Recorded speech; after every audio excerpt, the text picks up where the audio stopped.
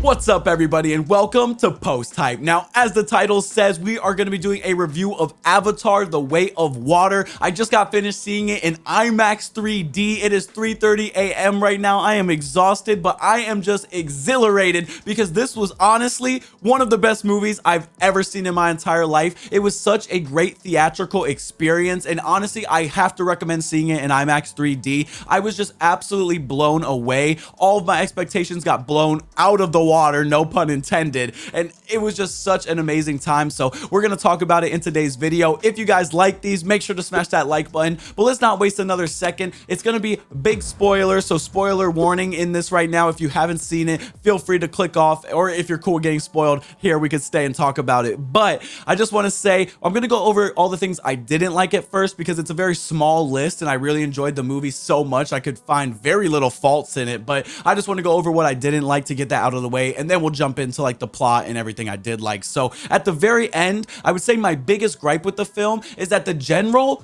doesn't die. Like, that was so unsatisfying to me, and that was like the biggest moment where I felt like the movie kind of fumbled and lost its footing, because the whole way, the first act, second act, it was so solid. I was so engaged. I felt like everything felt so good, and then to not have the general die at the end, it felt like a waste. I mean, he already has been brought back from the first movie, and now I was like a little worried when the movie first started. However, he comes back as a Na'vi, so that's kind of a different take on it. It's Na'vi on Na'vi, more of a fair fight in my opinion. He's not in like the kind of cheesy mech suit, so I really thought that that would be different, and it was, and it worked very well. But is he coming back in Avatar 3? Like, is he going to be the villain again in this movie? I just don't understand why they would leave that thread open like that. Like, it was time to close the book, you feel me? The novel was finished. This man deserved to die. He's done enough, like, bad things in the movie to deserve it, and they just didn't do that. I felt like that was weird, and I don't know what the choice for that was. I mean, maybe they really like the actor and want him to come back or something, but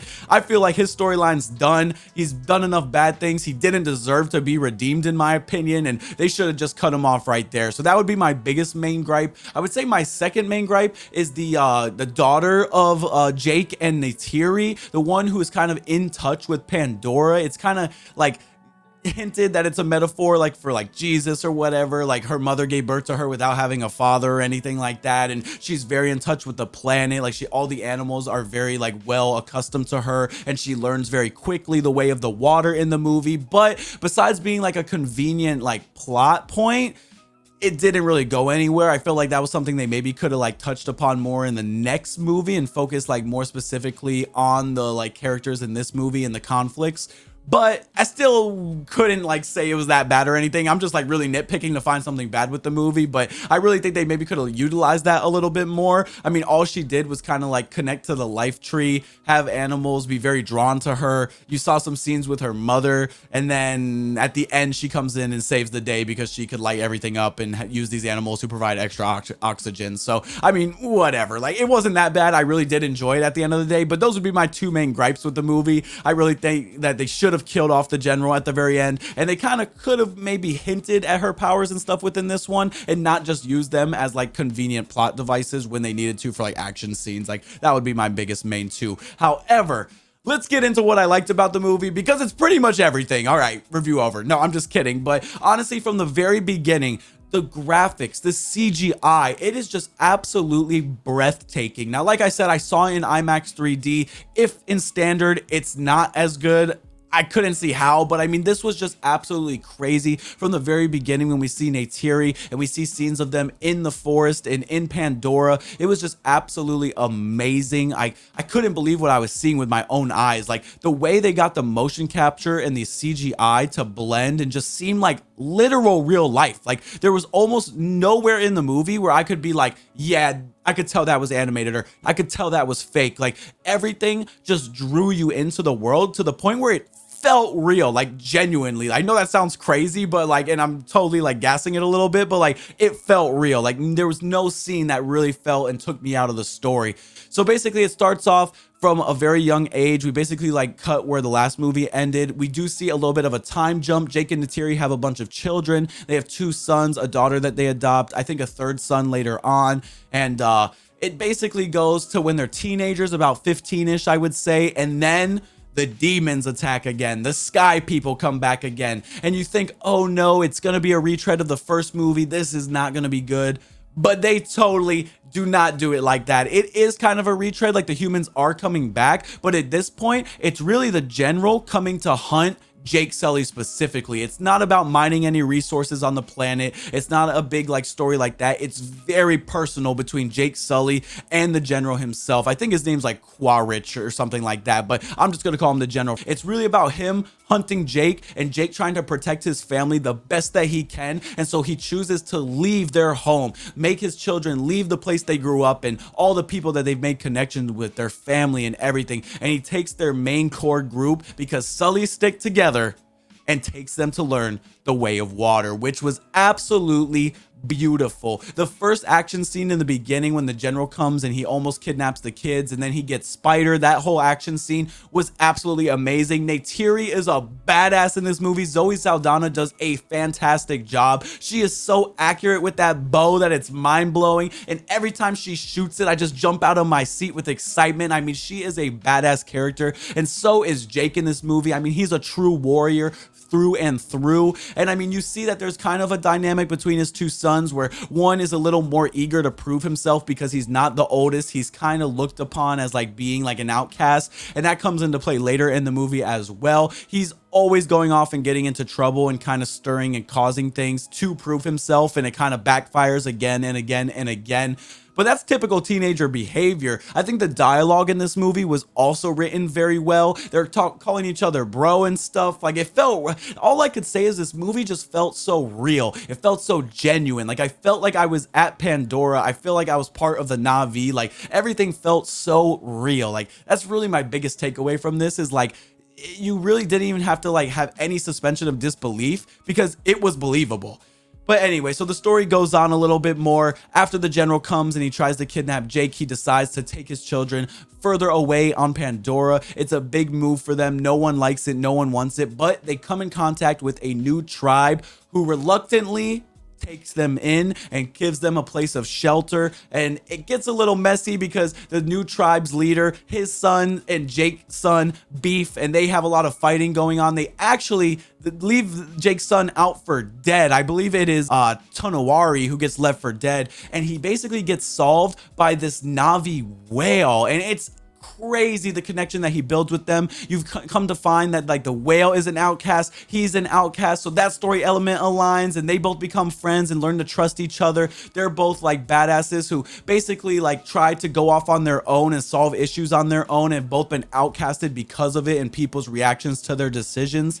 And it's just beautiful the way the story was written. Like, I mean, whoever were the writers on this really did a great job. I don't know if they're the same from the first Avatar, but it definitely was stepped up tenfold in my opinion. Not only production wise with the graphics and CGI and motion capture, but with the story elements. And that was the most important part to me. Basically, the story then goes on after they learn the ways of the water in the second act, which is the most breathtaking sequences you've ever seen in your entire life. The entire part of the movie that is based underwater is just so insane. I mean, I can't even think of other words to describe it because it's so genuinely mind-blowing. Like, it's badass, it's sweet, it's every adjective you could ever think of. Like, they just hit every single dot that you would want to hit. And the way that they learn the ways of the water, the introduction of them into the new tribe, the beef that they have with the other tribe leaders' kids and stuff, it all feels so real, it all feels so personal, and the story just plays along so perfectly. Like, literally, while the kids are learning the way of water and they're learning to swim and be part of the ocean, you see the general learning how to fly on the Na'vi animals, and it's like kind of like playing like a dichotomy off of each other. Like, you see the general learning, the Jake and his family learning, and that everything just worked so perfectly. I just can't gas this movie enough. I'm sorry, I absolutely love this movie. And so basically the movie goes on a little bit further. There's a little bit of a romance between one of the water tribe leader's daughters and Jake's son, but unfortunately some hijinks happens. They keep going off on their own. They're getting kidnapped while there's going to be trying to lure out Jake. The general, like I said, is hunting him. And so what does he do to get Jake to come out of hiding? He finds the children, coincidentally, kidnaps them, and forces Jake to come out. Now, Jake tries to handle things on his own because he is that type of leader. He is that type of father. But It comes to find out that the water tribe that he's been staying with, they have his back through and through. And then the third act of the movie just goes absolutely balls to the wall with action. I mean, there's ships, there's fire, there's animals that are underwater, there's animals flying, there's machine guns, there's bow and arrows, there's literally robot crabs. Like, everything is happening, and for some reason it all works. Like, nothing feels like overkill. It never feels like it's too much or too much of an abundance of action or anything. Like, the movie is so slow throughout the second act, and it's beautiful. Like, that was truly my favorite part. The first act, where we get to learn about the story and what we're going to be getting into with the general looking for Jake, and then the second act, where we see Jake's family learning how to blend in with a new tribe and learning the way of the water. Like, it truly is just such a beautiful sequence, and I don't think I've seen anything like it in recent memory. Like, it actually blew my mind. Like, I'm so happy that this movie exceeded my expectations in every way, because Avatar 1 was so mid as far as the story goes, in my opinion, and this just built upon it, and it just worked so beautifully. Like, I couldn't change a single thing about this movie, except for, like I said, maybe the general not dying at the end. But anyways, in the third act, the children get kidnapped. Jake comes out with the water tribe. They're trying to like go ahead and save them. Hijinks happens. There's a bunch of chaos going on. The ship gets landed on by the giant whale that his son Tonawari had bonded with, and he comes to save the day. It's so crazy. The whales and all the animals, there is a little bit of an underlying story of like animal poaching and that sort of thing, and like nature conservation, and that works super well as well. Like, it's not too heavy-handed. It works and blends into the story. That's my main takeaway, is that like everything just, you could tell, was so thought through and like so thoroughly like investigated, and they worked on every point to make sure that it was necessary for the plot, and still having those meanings, like the meaning of family in the movie, the meaning of like nature conservation, of like treating the earth and Pandora as like your home, as one. You feel me? Like, you are one of the earth. The energy that falls through you and the planet is the same, and I think that's just such a beautiful message in such a blockbuster of a movie. Like, only someone like James Cameron has the power to make a movie like this, because it's one of a kind, truly. So the third act goes on, and we unfortunately get the death of Nataim. I'm pretty sure that's how you pronounce it, Jake's son. And he is protecting his brother and his family, trying to escape off of the ship that the general had them kidnapped on, and he gets caught by a stray bullet right through the chest, and that sends Neytiri absolutely ballistic, and she goes crazy in the third act. Like, she is a monster of a woman. Like, this girl is crazy. She is a warrior through and through, just like her husband, if not more than her husband. Like, this girl with that bow and arrow is a sniper. She's an assassin. Anything you would want to say about this woman, she is beautiful in every sense, as a mother, as a warrior, as a person. She's passionate, and there's nothing more you could ask for. I absolutely love Zoe Saldana's portrayal of this character in this movie and the way she was written.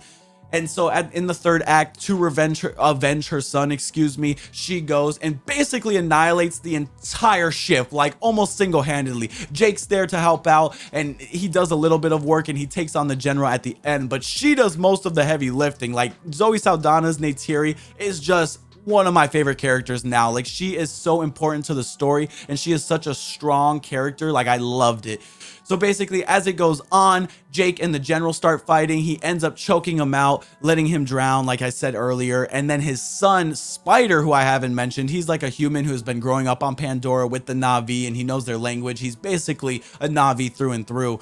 And he goes and saves his dad at the end, and I'm like, what are you doing? Like, I don't know. That made no sense to me. Like, I'm like, this man isn't even your father. And yeah, there was a point in the third act where the general let go of Jake and Neytiri's daughter because she had Spider by the throat with a knife. And yeah, I mean, he cares about you, sure, but like, he didn't care about setting everyone's tribe on fire and shooting them and killing animals. So it's like, bro, I don't know. It's his dad, I guess, so I'll give him the benefit of the doubt. But Spider, what are you doing, my man? This is absolutely ridiculous. So yeah, anyways, that's basically where the story ends. They put and lay, Netaim to rest in the tree of life that is for the water village. And basically, Jake and Neytiri and their family assimilate fully into this village now. They've truly moved on. And now that he is one with his ancestors, they're all together connected with one family. And it's a beautiful story, like from front to back. The CGI is beautiful. Everything is just so good at getting you invested. There was not 1 second where I took my eyes off the screen. Like, I literally